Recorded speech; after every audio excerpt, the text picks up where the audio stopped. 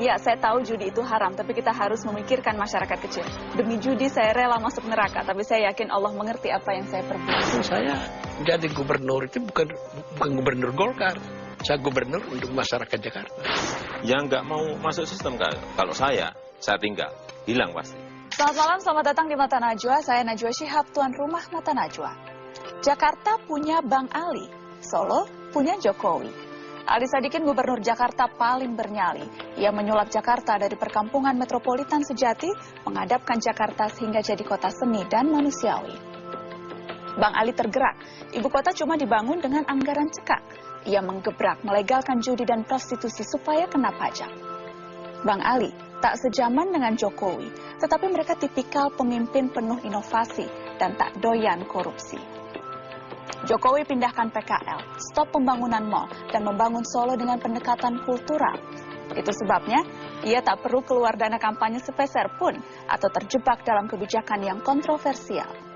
Pemirsa, inilah Mata Najwa, nyali perintis.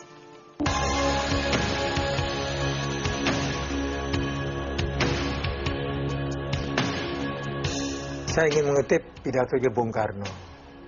Bung Karno waktu melantik Pak Ali Sadikin mengatakan begini, ya, saya memang mengangkat Ali Sadikin, seorang jenderal KKU, karena saya tahu dia itu kokoh. Kokoh itu artinya keras kepala. Gitu. Dan hanya orang yang kokoh yang bisa membereskan apa yang rusak di Jakarta ini. Sebulan setelah beliau jadi gubernur ada kebakaran. Beliau langsung datang ke sana. Melihat sendiri, sedih beliau. Perintahkan, ayo cepat dibantu. Mana dinas sosial? Kau udah datang, kepala dinas sosial. Gak datang kepala dinas sosial. Pagi dipanggil, ya saya tentu ada, karena saya sekretaris beliau. Toh. Ya, Pak, mereka di daerah, mereka pendatang. Di daerah yang tidak terdaftar. Marah Pak Sadikin, karena beliau ingat prinsip pertama, tuh, mengayomi rakyat. Jadi jangan karena sepucuk kertas rakyat itu pendatang, dia tidak boleh diayomi. Ya bisa, jadi beliau marah. Jadi besok paginya kepala dinas itu dimutasi. Beliau itu Sabtu Minggu keliling, dan semua staf saya diminta supaya keliling. Lalu Senin jam 7 coba, jam 7 pagi hari Senin lagi. Kita suruh rapat untuk apa hasilnya. Nah itulah, beliau juga keliling. Nah, beliau melihat, waduh bagaimana ya, uang kurang, tapi rakyat masih hidupnya kayak begitu. Lalu ada satu orang mengatakan, Pak, Belanda tahun 34 juga sudah mengadakan Pak program untuk rakyat. Hah? Belanda lebih dulu, beliau mengatakan. Apa namanya? Namanya kampung verbetering. Kampung itu dusun, verbetering bahasa Belanda artinya perbaikan. Pak Jokowi ini lebih banyak di lapangan daripada di ruang kantornya. Ya. Dan memang itulah yang harus dilakukan oleh seorang pemimpin kota. Ya. Seorang pemimpin itu harus lebih banyak di lapangan. Ya, di lapangan ini bukan berarti pindah kantor ke kelurahan atau ke kantor kecamatan, tapi ya di lapangan, ya, ke bantaran kali, ke pasar, ke area-area fasilitas publik.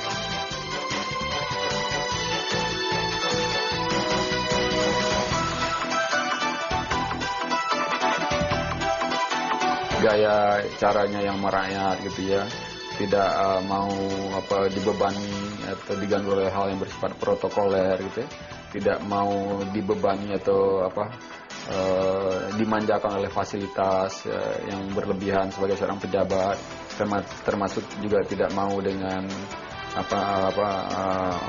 atribut-atribut ya yang gagah-gagahan ya. Kerja keras dan kemudian sederhana dalam hal ini profil, yaitu penampilannya dari dulu sampai sekarang kan hampir nggak banyak berubah. Dulu waktu masih di mebel, masih jadi ketua Aspindo kan jam tangan aja kadang-kadang nggak pakai gitu. Enggak Pak, jadi orangnya kan simpel gitu sebetulnya dari segi penampilan. Mobil misalnya katakanlah dari dulu nggak pernah ganti yang istilahnya yang penting fungsionalnya bisa. Kini saatnya saya hadirkan Wali Kota Solo, Joko Widodo, yang akrab dipanggil Jokowi. Selamat malam, Pak Jokowi. Selamat malam. Terima kasih sudah hadir di Mata Najwa, Pak. Pak Jokowi, Anda banyak disebut sebagai contoh pemimpin masa kini. Risih tidak dengan sebutan itu? Saya kira yang baik dan yang jauh lebih baik dari saya banyak. Ya, kadang-kadang saya juga ya beban ya. Saya merasa ya bekerja biasa-biasa saja. Yang jelas Pak Jokowi, Anda kan tidak punya pengalaman politik yang cukup. Kalau boleh dikatakan malah tidak ada sama sekali. Karena latar belakang Anda pengusaha, kemudian aktif di organisasi pun asosiasi pengusaha mebel, kalau saya tidak salah. Jadi pengalaman politik yang sangat minim, tetapi Anda kemudian mau terjun menjadi wali kota. Ya, yang pertama dulu mungkin kecelakaan ya terpleset gitu aja. Masyarakat mungkin sudah bosan dengan yang terkena, kemudian ingin memilih saya yang tidak terkena sama sekali, itu aja. Karena kejenuhan orang ketika itu Anda merasa kemudian akhirnya dipilih? Mungkin itu, tapi juga saya kira mesin partai juga berjalan dengan baik. Anda merasa diri Anda politisi, Pak Jokowi? Sampai sekarang belum. Belum politisi. Kenapa? Karena apakah image politisi kita sekarang ini tidak begitu baik, jadi lebih baik Jokowi bukanlah dianggap seorang politisi? Karena saya merasa memang belum apa-apa di bidang politik, belum betul-betul belum apa-apa. Saya harus ngomong apa adanya, belum apa-apa. Kalau kita bicara soal wajah birokrat sekarang, Pak Jokowi rasanya tidak jauh-jauh dari kesan inefisiensi, kemudian juga korupsi. Apakah wajah birokrat seperti itu yang juga Anda temui di lingkungan Anda, Pak? Nah, saya kira salah besar. Tergantung yang memimpin. Kalau pandangan saya, PNS kita, birokrasi kita ini pinter-pinter. Hanya cara menggerakkan organisasinya yang mungkin keliru. Sistemnya yang perlu diperbaiki. Sistemnya yang perlu dibenahi. Saya berikan contoh dulu di Solo untuk ngurus KTP bisa 2 minggu, bisa 3 minggu. Sekarang 1 jam bisa jadi. Artinya kita bisa melakukan itu. Tapi sistemnya siapkan. Sistemnya perbaiki. Yang nggak mau masuk sistem, kalau saya tinggal, hilang pasti. Kalau saya jelas seperti itu. Izin juga sama. Dulu izin bisa 6 bulan, bisa 4 bulan, bisa 8 bulan, nggak jelas. Sekarang 6 hari selesai. Dinas yang nggak mau masuk ke sistem ini, sudah hilang kalau saya gitu. Ada yang Anda pecat karena menolak? Iya, dulu waktu KTP ada 3 lurah, ada 1 camat. Kalau yang izin, dulu ada dua kepala dinas yang terpaksa harus hilang karena nggak mau masuk sistem, nggak ada niat, kelihatan tidak ada niat, jadi hilang. Saya pernah membaca Pak Jokowi, Anda pernah di satu media bilang, jangan coba-coba menyuap saya. Apakah ada yang pernah coba, Pak? Saya kira kalau di birokrasi kan, ya kita ngomong apa adanya lah, banyak. Banyak? Dalam bentuk apa biasanya? Ya dalam bentuk apa-apa, Boleh kami tahu ceritanya bagaimana kemudian Anda berusaha menolak mereka yang mencoba menyuap? Ya tidak ini ya, misalnya ada orang datang untuk memohon agar ada izin mall, izin hipermarket, kemudian karena sudah 5-10 kali ke saya dan tidak kita beri, kan kelihatannya mungkin saya mempersulit. Nah, kemudian ingin sesuatu kan gitu kan. Padahal memang saya memang paling bukan anti ya, tapi tidak senang. Tidak senang dengan? Ya dengan hipermat, dengan mall-mall yang terlalu banyak di sebuah kota itu aja. Mungkin oke lah 1-2. Sebelum masuk ke situ, apa kemudian yang Anda lakukan terhadap orang yang berusaha menyuap itu, Pak? Tidak digubris sama sekali? Ya, saya bilang kalau sudah tidak ya saya tidak, gitu. Tidak. Ya, jangan menggunakan cara-cara yang tidak baik untuk mempengaruhi sehingga saya menjadi iya. Kalau saya sudah biasanya kalau sudah saya ngomong tidak ya tidak. Jangan coba-coba menyuap Jokowi, wali kota. Ya, pokoknya tidak. Kenapa Anda memberikan perhatian yang utama terhadap pasar tradisional dibandingkan dengan hipermarket? Apa filosofi di balik itu? Real yang ada di lapangan itu adalah ekonomi rakyat kita. Coba kita lihat pasar tradisional, apa yang dijual di situ? Tempe, ini dari pengrajin tempe. Apa? Ikan ini dari nelayan. Beras sayur ini dari petani kita. Itulah real kondisi ekonomi kerakyatan kita. Kalau itu tidak diperhatikan, kalau itu tidak diberi perhatian khusus, salah kita. PKL juga sama, fakta di lapangan. Ekonomi kita masih seperti ini. Artinya yang kecil itu belum diberi perhatian secara amat sangat. Sehingga saya memandang mereka sebagai potensi. Memandang mindset kita harus mereka potensi. Jangan dipandang PKL itu membuat kumuh kota. Sudah mindset itu harus kita rubah dulu. Kalau enggak nanti ya pengen cepatnya kota bersih sudah. Siapin Satpol PP. Bersihkan, sudah 2-3 hari bersih kalau mau seperti itu. Tapi pendekatan yang Anda pilih tidak seperti itu, lebih pendekatan kultural. Itu juga kemudian yang menyita banyak perhatian orang ketika pendekatan itu yang Anda ambil. Ya, saya melihat memang ada cara-cara yang keliru. Dan saya ingin memberikan inspirasi bahwa ada cara yang berbeda. Ada pendekatan-pendekatan yang lain. Ada intervensi sosial kepada mereka. Sehingga cara itu juga memungkinkan bisa berhasil. Dan kita sudah melakukan itu dan berhasil. Meskipun mau makan waktu 7 bulan dengan makan siang, makan malam, makan siang, makan malam. Yang pertama kami memindahkan 989 PKL. 7 bulan kami makan siang, makan malam, ketemu dengan mereka sampai 54 kali. Akhirnya mereka mau pindah. Tapi setelah itu ada trust, ada percaya dari PKL. 2-3 kali, 4 kali, 6 kali sudah langsung mau pindah. Saya kira ini cara. Dan ini cara ilmiah gitu. Intervensi sosial itu cara-cara ilmiah. Bukan hanya represif kasar-kasaran dengan digebuki. Itu yang kita lihat di mana-mana. Dan ini harus dirubah. Saya sempat ada bocoran Pak Jokowi. Katanya ketika proses pembangunan Pasar Noto Harjo, katanya Anda tiba-tiba suka datang membawa palu dan mengecek kualitas bangunan. Sidak tiba-tiba dengan palu. Betul itu Pak? Saya biasanya di kantor itu hanya paling 1 jam. Paling setengah jam. Yang lain ada di lapangan.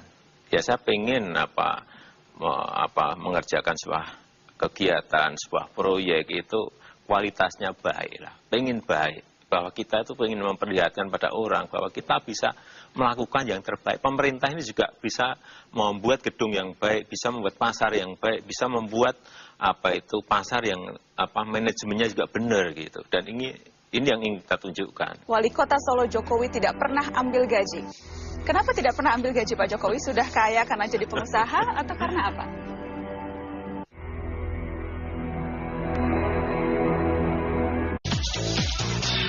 Pak Jokowi, media sempat heboh beberapa waktu lalu. Ketika mereka tahu bahwa Wali Kota Solo Jokowi tidak pernah ambil gaji. Kenapa tidak pernah ambil gaji Pak Jokowi? Sudah kaya karena jadi pengusaha atau karena apa? Enggak. Saya memang nggak pernah cerita masalah itu ya. Tapi ya mungkin ada orang yang dengar. Tapi apapun, ya keluarga saya juga butuh gaji. Gitu. Tapi ada yang lain yang lebih membutuhkan. Dan buat saya dan keluarga saya untuk standar hidup yang sangat sederhana, saya kira kita masih cukup lah gitu ya. Dengan standar yang sangat sederhana loh. Jadi masih ada. Jadi setiap terima gaji langsung Anda kembalikan atau Anda apakan gaji itu? Lumayan kan Pak, 7-8 juta kalau tidak salah? Saya sebetulnya tidak senang cerita masalah ini. Kenapa Pak? Takut? Ya bukan takut. Ya saya nyatakan kemudian karena ya sekali lagi itu ada yang lebih membutuhkan itu aja. Dan disebutkan juga katanya mobil dinas Wali Kota Solo paling jelek Pak dibanding yang lain. Katanya sampai supir Pak Wali Kota sering diolok-olok supir lain tuh kalau ketemu katanya kok mobilnya jelek sekali.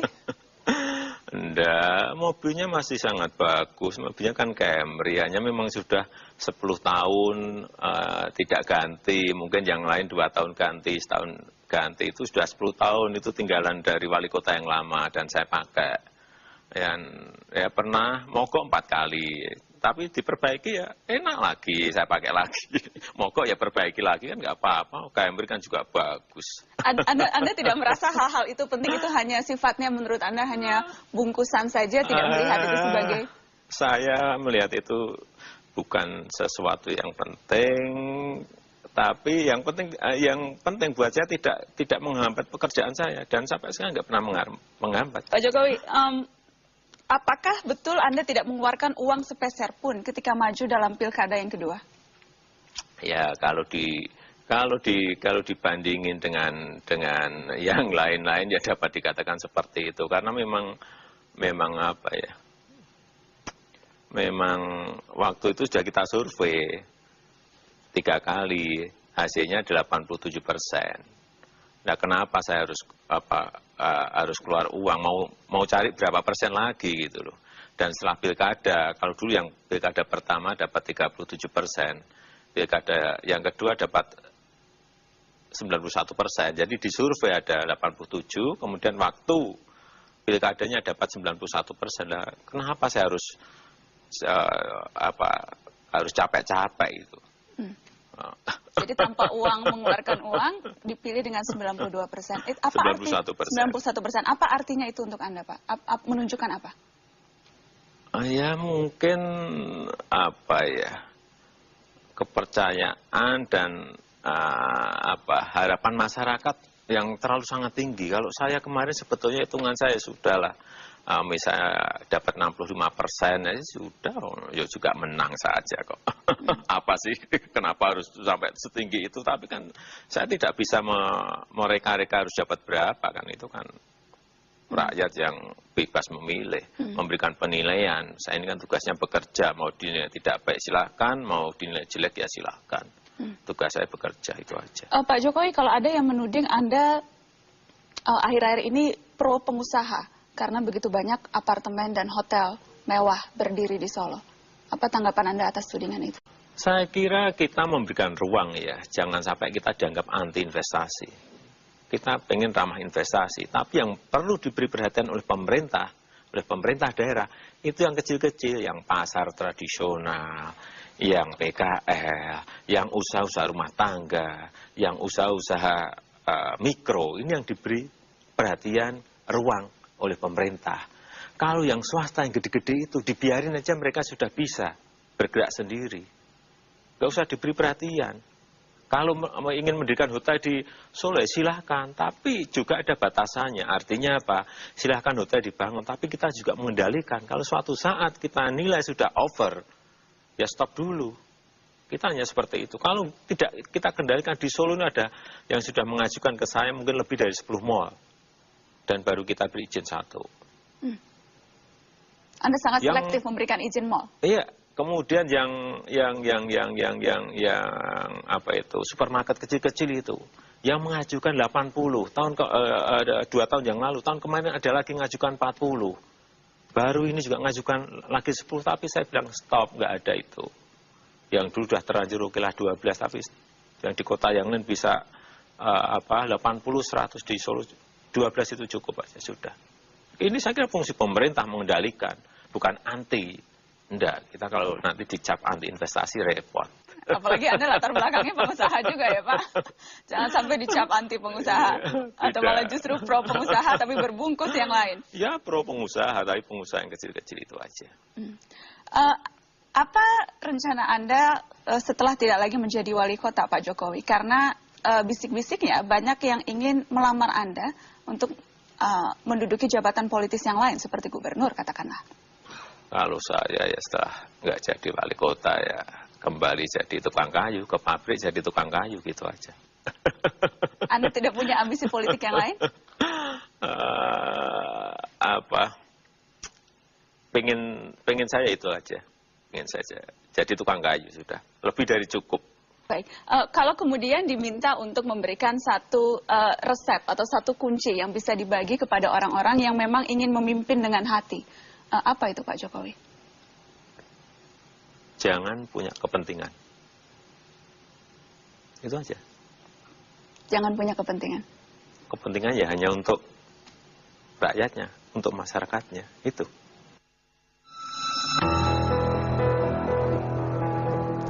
Suatu kali Bung Karno mencari siapa orang paling bernyali.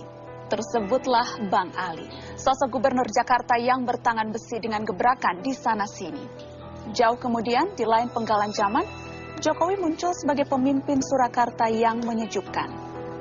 Resep mereka sederhana, ngemong, yakni mau menaungi kawula, juga menghadapkan pamong praja. Mereka membuka mata terhadap kebutuhan warga serta membuka hati tanpa alergi pada demonstrasi. Jokowi bukan Bang Ali, tapi sama bernyali menjalankan kebijakan yang mumpuni, sama berani untuk menolak aji mumpung sejawat partai sendiri, apalagi membangun dinasti. Prestasi Bang Ali dan Jokowi bukan sensasi, bukan pula berita koran tentang gubernur dan bupati yang jadi pesakitan di pengadilan. Mereka cuma mengingatkan Anda, pejabat terhormat dan politisi terpuji, bagaimana caranya